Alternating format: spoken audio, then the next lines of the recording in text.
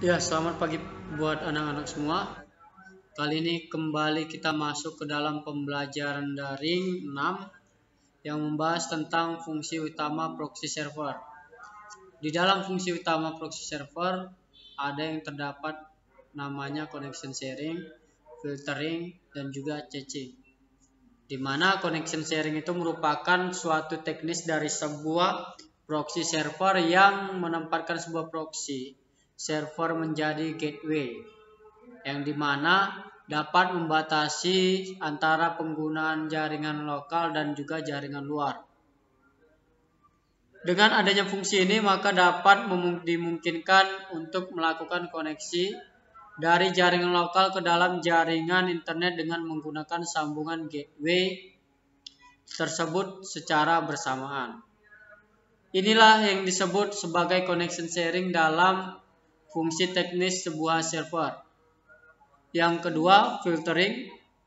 Proxy server bekerja pada layer aplikasi sehingga dapat berfungsi sebagai packet filtering firewall yang digunakan untuk melindungi jaringan lokal dari gangguan atau serangan dari jaringan luar. Proxy server ini berfungsi melakukan penyaringan atas paket yang lewat dari dan ke jaringan-jaringan yang dihubungkan.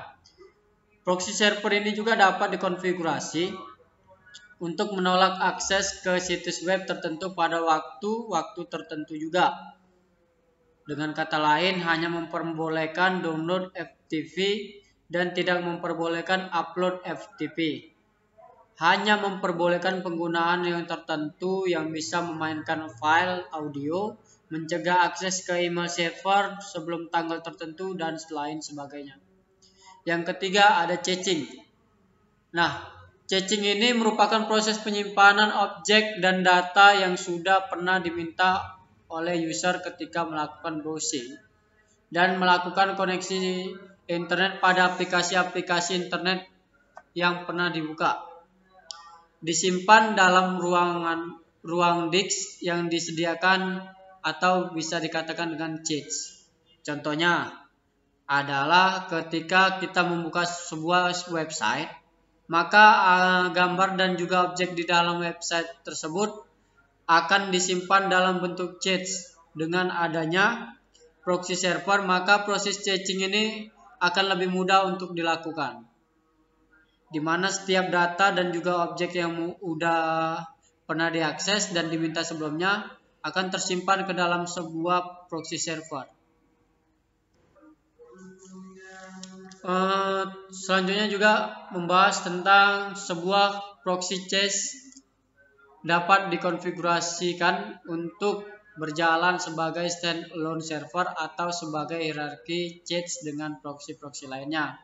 Yang pertama itu standalone server tanpa parent dan sibling, yang merupakan konfigurasi paling sederhana yang biasa dipakai oleh ISP dan warung internet, di mana Squid server lokal dan akan langsung mencari ke web servernya, misalnya www.detik.com, untuk memenuhi permintaan klien bila data tidak dapat pada cache.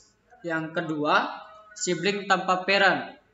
Biasanya konfigurasi ini dipakai untuk jaringan yang tidak terlalu besar. Permintaan oleh klien pada suatu URL akan diterima jaringan lokal yang akan mencarinya ke sibling. Jika tidak ada, jaringan lokal akan mencarinya langsung ke web server yang bersangkutan. Dan yang terakhir, parent dan sibling. Biasanya konfigurasi ini juga diterapkan untuk jaringan yang besar. Efisiensinya jaringan ini cukup baik karena yang bekerja untuk mendapatkan halaman web keluar jaringan hanyalah parent. Sisanya, sibling dan parent klien tidak dapat memperbolehkan secara langsung dengan firewallnya.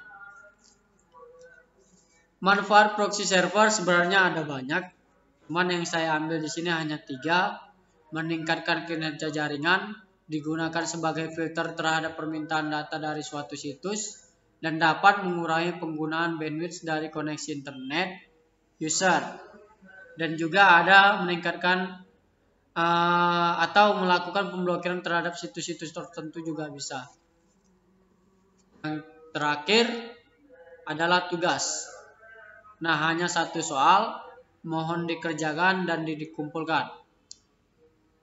Itu aja untuk pertemuan kali ini. Saya harap anak-anak semua bisa dapat mengerti dengan penjelasan dan materi yang saya berikan kali ini. Selamat siang, saya ucapkan terima kasih.